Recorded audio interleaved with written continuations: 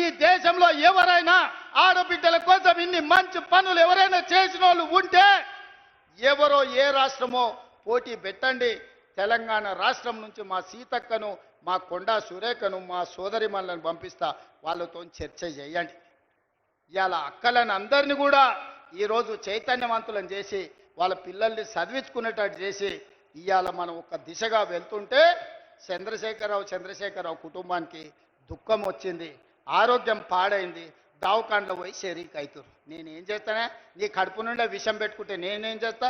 డాక్టర్లు కోసి తీసి విషం తీసి బయట వేస్తారు, అంతేనా? కడుపులో విషం ఉంటే డాక్టర్ ఏం చేస్తాడు? దవాఖానకు పోతే కోసి విషం తీసి బయట వేస్తాడు. కడుపులో కంతి అయితే ఏం చేస్తారు అక్క? దవాఖానకు పోతే మనకు తెలుసు కదా, ఊర్లలో కడుపులో గడ్డ అయింది అనుకో, ఆ గడ్డ కోసి తీసి బయట వేస్తారు. మీ కడుపులో విషం నింపుకుంటే ఏం చేస్తారు? దవాఖానకు పోతే కోసి బయట వేస్తారు. ఇవాళ కడుపు నిండా విషం పెట్టుకొని మా ఆడబిడ్డల అభ్యున్నతి మీద ఇవాళ దుఃఖం గురించి మాట్లాడుతారు. ఇక నిరుద్యోగ యువకులు ఆనాడు అగ్గికి ఆవుతైన వాళ్ళు కొందరు, ఉరి కొయ్యలకు వేలాడి ఊరేసుకున్న వాళ్ళు ఇంకొందరు, రైలుకు ఎదురేగి ప్రాణ త్యాగాలు చేసిన వాళ్ళు ఇంకొందరు. తెలంగాణ ఉద్యమంలో ఉస్మానియా కాకతీయ యూనివర్సిటీల విద్యార్థులు వీరులై ఆకాశానికి ఎగిరినరు, తారలై ఆకాశంలో మెరిసినరు తెలంగాణ రాష్ట్రం కోసం. వాళ్ళు కొట్లాడిందే కొలువుల కోసం. 2 లక్షల కొలువులు ఖాళీలు ఉంటే ఆ కొలువులు నింపలే. నీ బిడ్డ ఎంపీ కొడిపోతే ఎంబడే ఎమ్మెల్సీ ఇచ్చినావు. నీ చుట్టం వినోద్రావును బండకేసి కొట్టే ఎంబడే ప్రభుత్వంలో ఇంకొక క్యాబినెట్ ర్యాంకు పదవి ఇచ్చినావు. నీ కొడుకుకు మంత్రించినావు, నీ అల్లునికి మంత్రించినావు, నీ సడ్డకుని కొడుకుకి రాజ్యసభ ఇచ్చినావు, నీ ఇంటి నిండా కొలువులు ఇచ్చుకున్నావు. కానీ మా చదువుకున్న పేదోళ్ళ పిల్లలకు ఎక్కడైనా కొలువులు ఇచ్చినవా? ప్రజాపాలన ఇందిరమ్మ రాజ్యంలో మొదటి సంవత్సరంలోనే 60,000 ప్రభుత్వ ఉద్యోగాలు నేనిచ్చిన. ఎల్బీ స్టేడియంలో లెక్క తప్పంటారని, తప్పుడు కూతలు కూస్తారని కుటుంబాలతో సహా ఉద్యోగాలు వచ్చిన పిల్లల్నే కాదు వాళ్ళ తల్లిదండ్రులను కూడా పిలిపించి ఎల్బీ స్టేడియంలో మేము ఎక్కడ ప్రమాణ స్వీకారం చేసినామో గక్కనే 60,000 మంది ప్రభుత్వ ఉద్యోగాలు కొలువులు ఇచ్చి 60,000 ఉద్యోగాలు ఇచ్చిన లెక్క కట్టుకో. ఒక్క తలకాయ తక్కువ ఉంటే నువ్వు వచ్చి నన్నాడు కానీ సవాలు విసిరిన ఆ సన్నాసి దాని గురించి మాట్లాడు. ఇప్పుడు కూడా నేను చెప్తున్నా, 2.5 సంవత్సరాలు పూర్తి చేసుకునే లోపల మా పరిపాలన 2.5 సంవత్సరాలు పూర్తి చేసుకునే లోపల ఇంకా 40,000 ఉద్యోగాలు ఇచ్చి మొదటి అర్ధ భాగంలో 1,00,000 ప్రభుత్వ కొలువులు ఇచ్చి దేశానికి ఆదర్శంగా నిలబడి తెలంగాణ మోడల్ అంటే ఇదిరా, తెలంగాణ రాష్ట్రంలో నిరుద్యోగులను ఆదుకునే సోదరుడు ఉన్నాడు, ప్రభుత్వ కొలువులు వస్తాయి, చదువుకున్న పిల్లలకు వాళ్ళ కులాలు చేపలు పట్టుడు చెప్పులు గుట్టుడు కాదు, వాళ్ళు ప్రభుత్వ కొలువులు చేస్తే వాళ్ళ తల్లిదండ్రుల జీవితాలు మారుతాయి.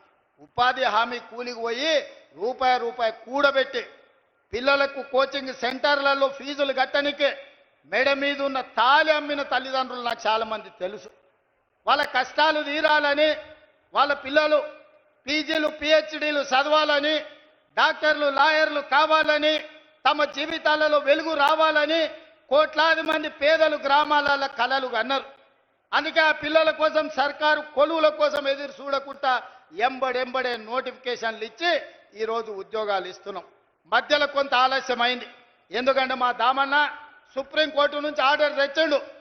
మాదిగ ఉపకులాల వర్గీకరణ జరగాలని సుప్రీంకోర్టు ఆదేశం ఇచ్చింది. నేను నోటిఫికేషన్లు ఇస్తే సమాజానికి నష్టం జరుగుతుందని మా సంపత్ కుమార్ చెప్పిండు. అయితే ఇది అమలు చేసి నోటిఫికేషన్ ఇస్తా, 6 నెలలు ఆలస్యమైంది, మా మాదిగ సోదరులకు న్యాయం చేస్తా అని చెప్పి చట్టం చేసి ఇవాళ 1000 కొలువులు మళ్ళా నోటిఫికేషన్లు ఇవ్వడానికి ముందుకు వచ్చినాం. 2.5 సంవత్సరాలు తీరే లోపల 1,00,000 కొలువులు ఇచ్చే బాధ్యత మా ప్రజాపాలనది, మా వేదిక మీద ఉన్న ఎమ్మెల్యేలది, మంత్రులదని నేను ఇవాళ చెప్పదలుచుకున్నా. ఇవాళ అదే కాదు, ఇవాళ ఈ చట్రోలు గ్రామానికి వచ్చినా అంటే యంగ్ ఇండియా ఇంటిగ్రేటెడ్ స్కూల్ అక్క స్కూల్లో బడికి సున్నమేనికే 2 లక్షలు ఇచ్చినోడు లేడు.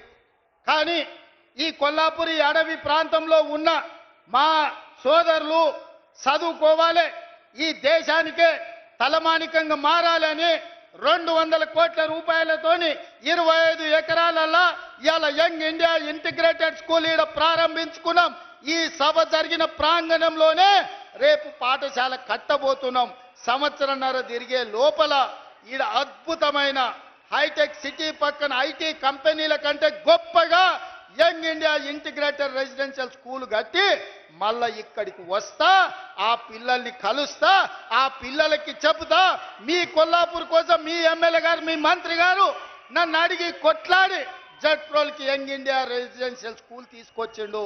వాటిని కట్టండి, ఇందులో చదువుకోండి. మీ సోదరుడిగా నేనున్నా మీ అభివృద్ధి పదాన్ని నడిపించడానికని. ఇదే కాదు, ఈ 18 నెలల్లో ఇతర దేశాలు పర్యటనలు చేసి ఇతర రాష్ట్రాలు ఇతర దేశాల నుంచి 3 లక్షల కోట్ల రూపాయల పెట్టుబడులు తెచ్చి 1,00,000 పైగా ప్రైవేటు ఉద్యోగాలు ఈరోజు మన రాష్ట్రంలో ఇచ్చినాం. యంగ్ ఇండియా స్కిల్ యూనివర్సిటీ కావచ్చు, యంగ్ ఇండియా స్పోర్ట్స్ యూనివర్సిటీ కావచ్చు, young India integrated residential schools కావచ్చు. ఈరోజు రెసిడెన్షియల్ స్కూళ్లలో కాస్మెటిక్ ఛార్జెస్ 200% పెంచినాం. ఈరోజు భోజనాలకు 40% పెంచినాం. పేదోళ్ళ పిల్లలకు